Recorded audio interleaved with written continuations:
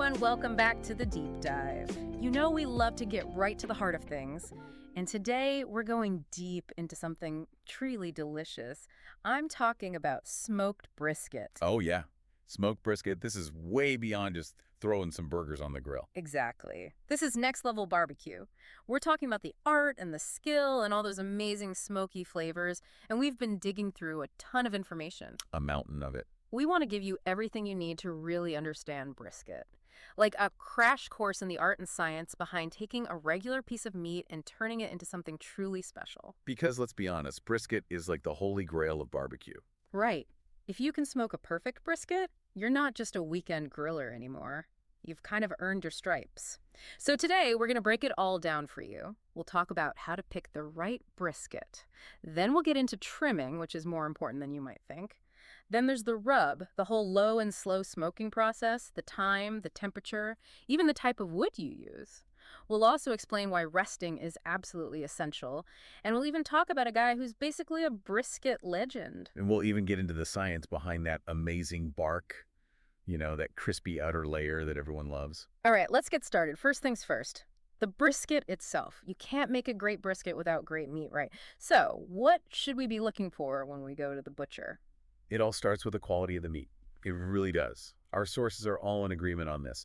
You want to go for USDA Prime or Choice grades for the best flavor and the juiciest results. Prime or choice. Got it. What you're looking for is marbling. It's that fat that's inside the muscle. Think of it like flavor insurance. When you cook it low and slow, all that fat melts and basically bastes the meat from the inside out, which keeps it super moist. Both Prime and Choice have good marbling, but Prime usually has more of it. Okay, so prime or choice, and look for that marbling. Now, you've got this big piece of meat, and it's probably got a pretty thick layer of fat on it. What's the deal with trimming? It seems like you're just throwing away perfectly good meat. I know it might seem that way, but trimming is actually really important. It can make or break your brisket. Really? You want to cut away the really thick, hard fat because it won't melt properly during the smoking process. It can actually block the smoke from getting into the meat, and you end up with tough, chewy bits. Plus, trimming the brisket into a nice shape helps it cook more evenly. Now, you don't want to trim it all away. Our sources recommend leaving about a 1/4 inch of fat on top. A 1/4 inch, okay. That fat cap will melt slowly as the brisket cups, and it'll basically baste the meat, keeping it moist and adding a ton of flavor. It's like built-in basting. That's smart. So we've got our well-marbled brisket, trimmed and ready to go. Now it's time to add some flavor with the rub. What are the essential ingredients for a good brisket rub? It's actually pretty simple. The classic brisket rub is just salt and pepper. Really? Just salt and pepper? Yeah, they call it the Dalmatian rub because it looks like a Dalmatian black and white spots. It's super basic, but it lets the flavor of the beef really shine through. Now, our sources also mention that you can definitely add other spices if you want to get a little more creative. Like what kind of spices? Well, you could add garlic powder for some warmth, or onion powder to give it a little more depth. Paprika adds a nice color and a touch of sweetness. And if you want a little kick, you could even add some chili powder. It all depends on what kind of flavor you're going for. It's all about customizing the flavor. So you sprinkle on the rub and then straight into the smoker. Right? Actually, you want to let the rub sit on the meat for a while. Ideally, you should rub it on a few hours before you plan to smoke it, or even the night before. Then, leave it uncovered in the fridge. Uncovered? Why uncovered? The salt in the rub draws out moisture from the meat, and that moisture mixes with the spices and turns into a brine. This lets the flavor really soak in. Plus, it helps create that amazing bark. Okay, so rub it on, let it sit.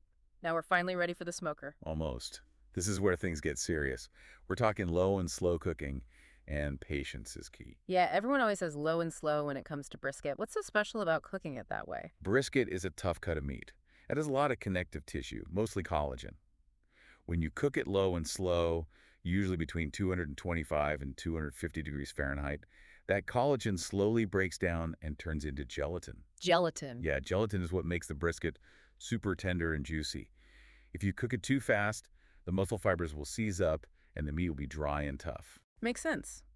Low and slow to break down that collagen. Now, what about the smoke itself? It's not just about the heat, is it? What kind of wood should we be using? The type of wood you use really matters.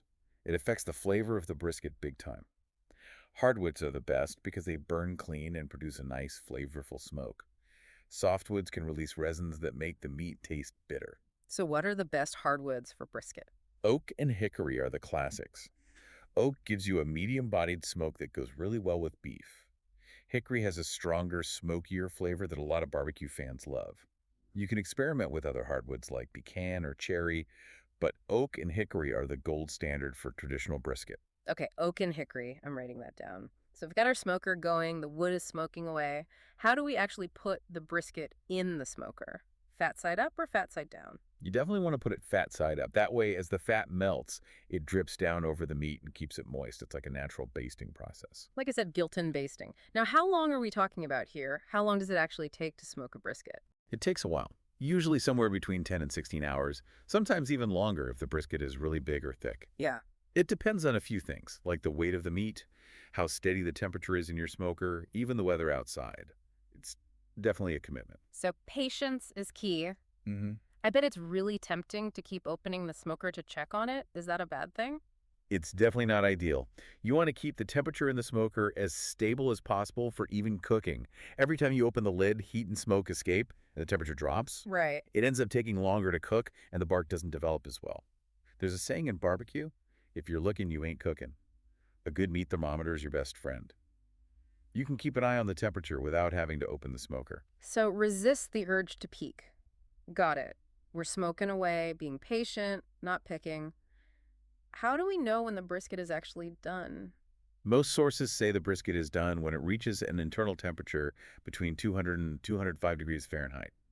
But the temperature isn't the only thing you should go by. What else is there? You also want to check for something called probe tender. Probe tender. When you stick a probe or a thin skewer into the thickest part of the brisket, it should slide in really easily, almost like you're sticking it into soft butter. That means the connective tissue is broken down and the brisket is nice and tender. So probe tender and around 203 degrees. Got it. We pull the brisket out of the smoker and it's ready to eat, right? Not so fast. There's one more crucial step: resting. Resting. Yeah, resting the brisket is super important.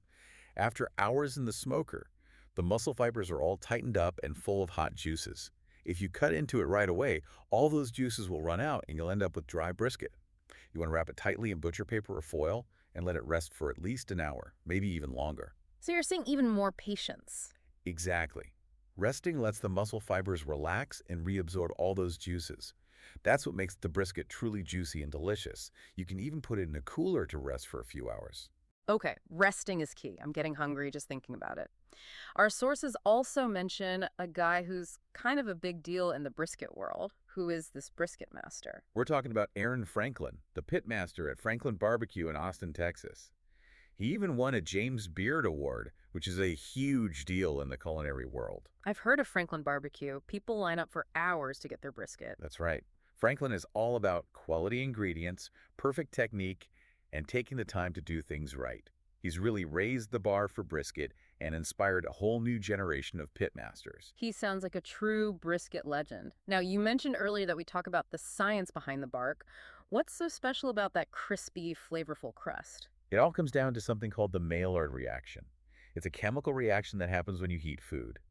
It's what gives cooked food that brown color and those amazing complex flavors. So it's not just about the smoke. The smoke definitely plays a part, but the Maillard reaction is the key. It's the same reaction that gives you the crust on a steak, the golden brown color on bread, even the flavor of roasted coffee. Wow, I never knew that. So it's the same chemistry at work in all these different foods. That's pretty amazing. So after all this talk about brisket, what's the most important thing for someone who wants to really master the art of brisket smoking? I'd say the most important thing is to understand that it's not just about following a recipe. It's about learning how all the different elements work together. The meat, the trimming, the rub, the smoke, the temperature, the resting time. It takes practice and patience. But when you finally get it right, there's nothing like it. Absolutely. It's a journey, not just a destination. So, for everyone listening, let's recap what we've learned today. We talked about choosing the right brisket, USDA Prime or Choice, with good marbling. Then we covered trimming, leaving about a 1/4 inch of fat on top. We talked about the importance of a good rub. Salt and pepper is the classic, but you can get creative with spices.